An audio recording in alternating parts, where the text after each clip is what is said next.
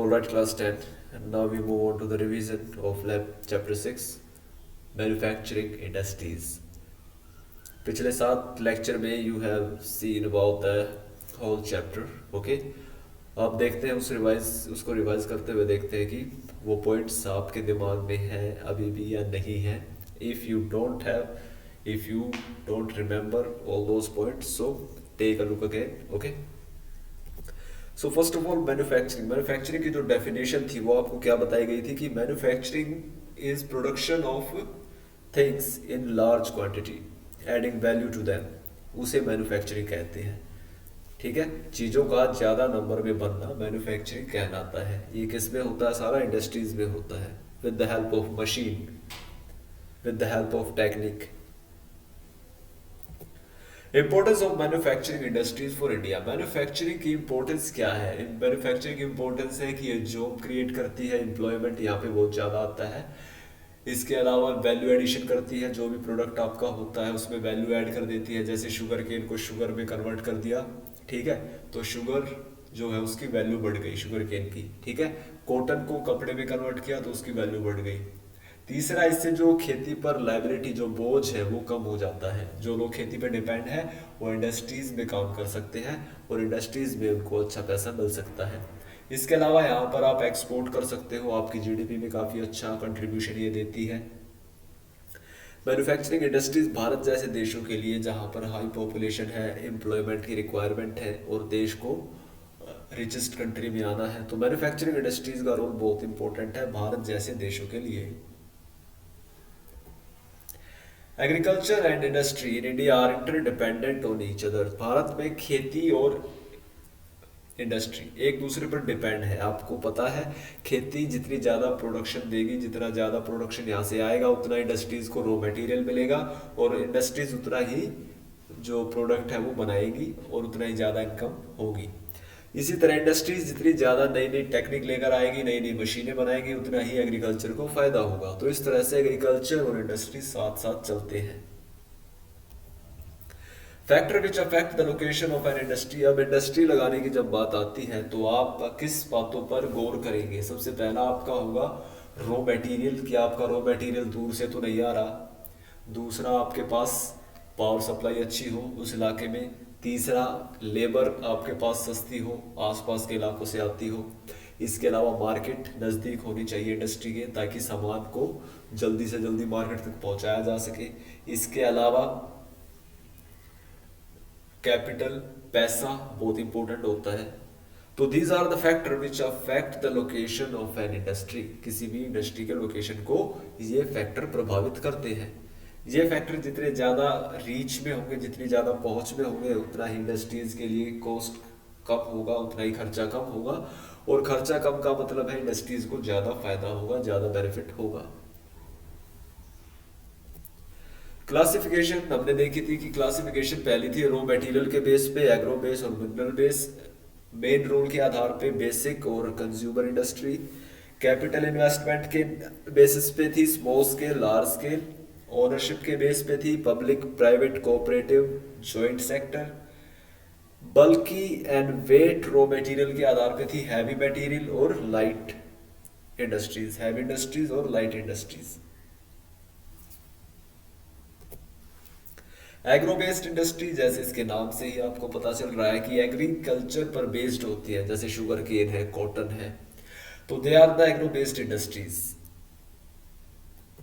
Mineral based industries which get their raw material from ores, जो कच्चे mineral होते हैं जो माइन से डायरेक्ट निकाले जाते हैं, उनको प्योरीफाई करके फिर उनको डिफरेंट डिफरेंट प्रोडक्ट्स में कन्वर्ट करना, ये इंडस्ट्रीज का काम है और वो मिनरल बेस्ड इंडस्ट्री कहलाती है। Textile industry one of the most important industry, Bharat के लिए इसका बहुत बड़ा रोल है। और टेक्सटाइल इंडस्ट्री ही एक ऐसी इंडस्ट्री है जो भारत में बहुत पुरानी है। तो टेक्सटाइल इंडस्ट्री खेती के बाद सबसे ज़्यादा एम्प्लॉयमेंट प्रोवाइड करती है। जीडीपी में इसका रोल काफ़ी अच्छा है और काफ़ी ज़्यादा लोगों को यहाँ से डायरेक्ट और इनडायरेक्ट रोजगार, एम्प्लॉयमेंट मिलता है। टेक्सटाइल इंडस्ट्री में आपका क्या क्या आता है? मैनमेड टेक्सटाइल जो भी है, मैनमेड फाइबर और नेचुरल फाइबर। तो नेचुरल फाइबर में हमारे पास है कॉटन, जूट, सिल्क और मैन मेड में जो होता है आर्टिफिशियल, वो सारे हैं विस्कोस, पॉलिएस्टर, नायलॉन, एक्रेलिक। तो ये सारे मैन मेड है, ये सारा टेक्सटाइल इंडस्ट्री के अंदर आता है। टेक्सटाइल इंडस्ट्री में बात करें कॉटन, कॉटन इंडस्ट्री जो है वो भारत की महाराष्ट्र और गुजरात के आसपास आपको ज्यादा दिखाई देगी। इसका कारण क्या है कि महाराष्ट्र और गुजरात का किसान एक तो कॉटन को ज्यादा ग्रो करता है, ये नंबर 1 और नंबर 2 पे है दोनों स्टेट। यहाँ पर लेबर इजीली अवेलेबल है, यहाँ पर मार्केट आसपास है, ट्रांसपोर्ट फैसिलिटी यहाँ पे अच्छी है। तो इस वजह से ये जो फैक्टर है ये इसके कंसंट्रेशन या इसके लोकेशन को यहाँ पर बेस्ट बनाते हैं। Problem face by cotton textile industry, cotton textile industry problem क्या फेस कर रही है कि हमारी मशीनें आज भी पुरानी है, प्रोडक्शन इतना अच्छा नहीं हो पा रहा जितना होना चाहिए आज के टाइम पे। चाइना जैसे देश हमसे कहीं आगे है। दूसरा, हमारे यहाँ पर पावर सप्लाई रेगुलर नहीं है। तीसरा, हमारा लेबर जो है वो आउटपुट इतना नहीं देता, उसका काम करना जो है, उसके जो काम करने का ढंग है वो अभी एडवांस नहीं हुआ है। इसके अलावा हम यहाँ से यान यानी धागा ज़्यादा बाहर भेजते हैं, कपड़ा बाहर से फिर हम मंगाते हैं। तो अगर हम उस धागे को ना भेजें, उस धागे को यही कपड़े में कन्वर्ट करके बेचें तो ज़्यादा फायदा हो सकता है। तो ये है प्रॉब्लम जो है कॉटन टेक्सटाइल इंडस्ट्री फेस कर रही है। Factor responsible for the concentration of jute industry on the bank of Hooghly, Bharat का जो हुगली रिवर का इलाका है वो है वेस्ट बंगाल में, कलकत्ता के पास। तो वहां पर जूट काफी ज्यादा पैदा होता है और जूट के मामले में भारत बांग्लादेश के बाद दूसरे नंबर पे है। तो जूट इंडस्ट्री से गोल्डन फाइबर भी कहा जाता है। तो ये हुगली रिवर के किनारे क्यों है? क्योंकि यहाँ पर वाटर अवेलेबल है, जमीन यहाँ की जूट के लिए बेस्ट है, चीप लेबर है, मार्केट है, ट्रांसपोर्टेशन फैसिलिटी है।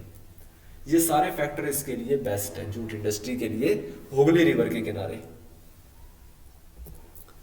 शुगर इंडस्ट्रीज खेतों में क्यों होती है? शुगर मिल अगर आप देखोगे ना तो खेतों के बीच आपको दिखाई देगी। इसका रीजन ये है कि जो शुगर केन है वो बल्कि है, हैवी होता है, और उसको अगर इंडस्ट्रीज दूर होगी तो उसको पहुंचाना बहुत ही कॉस्टली होगा, और उसमें शुगर केन की जो सुक्रोज कंटेंट है, जो उसकी मिठास होती है, वो भी कम होती जाती है per day. So that is why sugar cane जो भी है वो जल्दी से जल्दी मिल तक पहुंचे। इसकी वजह से sugar mills are located in field, close to the field. Sugar industry shifting towards south and western state, Bharat में शुगर इंडस्ट्री साउथ और वेस्ट में किस लिए जा रही है? क्योंकि यहाँ पर एनवायरनमेंट अच्छा है शुगर केन के लिए, सुक्रोज कंटेंट यहाँ का अच्छा है, लेबर अवेलेबल है, और शुगर इंडस्ट्री एक कोऑपरेटिव सेक्टर है, तो यहाँ पे कोऑपरेटिव भी काफी सक्सेसफुल रहे हैं नॉर्थ के मुकाबले। Iron and steel industry second most important industry, this is the backbone of all industries. Iron and steel industry concentrated around Chota Nagpur plateau. Okay, why? Because Chota Nagpur plateau में अगर आप देखोगे झारखंड, उड़ीसा, छत्तीसगढ़, ये जो इलाका है यहाँ पर माइंस काफ़ी ज़्यादा है। यहाँ पे कोल भी मिलता है और आयरन ओर भी मिलता है, तो दोनों ही चीज़ें यहाँ पर इसको इजीली मिल जाती हैं। ये अगर ज़्यादा दूर तक आना जाना होगा तो इसका कॉस्ट काफ़ी ज़्यादा आएगा ट्रांसपोर्ट का। तो इसकी वजह से कोल और आयरन ओर इजीली मिल सके, सस्ता मिले, इसी वजह से आयरन और स्टील इंडस्ट्री इन माइंस के नज़दीक इस्टेब्लिश की गई है।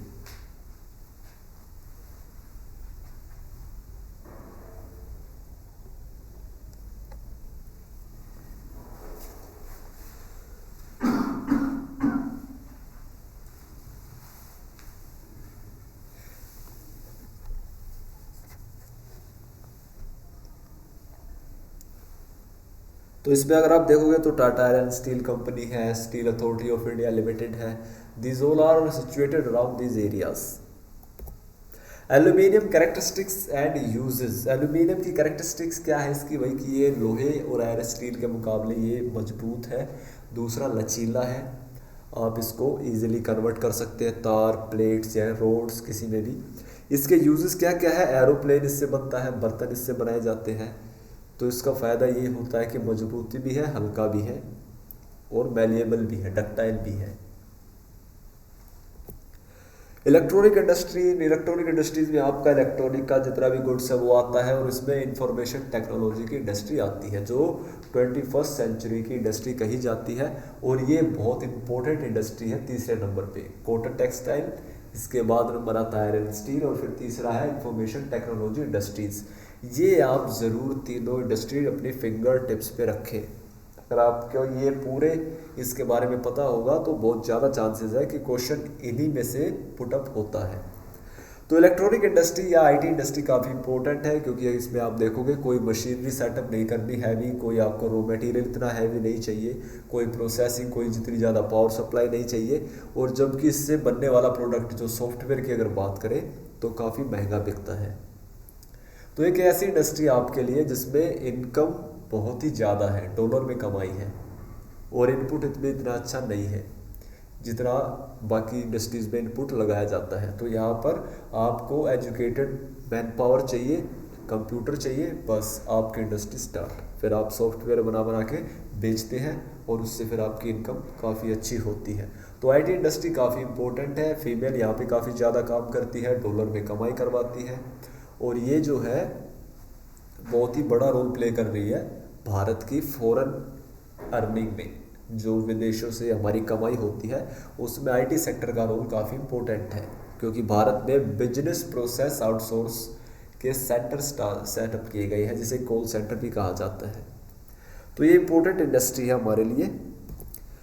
इसके बाद बात करते हैं industrial pollution and it's type. Industrial pollution में आपने देखा था air, water, noise, thermal, land. These are the types of pollution which are created by industrial pollution, and how we can fight with that. So there are some steps which we can take. We should have filters, okay, we should have precipitators, we should recycle water, we should minimum use of electricity, we should not throw away or release impure garbage or water inside a river, okay, on a ground. So अगर हम ये सारे steps हम लें, ज़्यादा से ज़्यादा tree लगाएं, 70-30 का रेशो फॉलो करें, जिसमें इंडस्ट्रीज जो होगी उसके 70% हिस्से पर पेड़ हो, तो ये अगर हम फॉलो करें तो हम काफ़ी मिनिमाइज कर सकते हैं अपने इस पोल्यूशन लेवल को और अपने एनवायरनमेंट को बचा सकते हैं। So this is the end of this lecture, and revise this chapter again, and I'll provide you the NCERT exercise. Okay, thank you.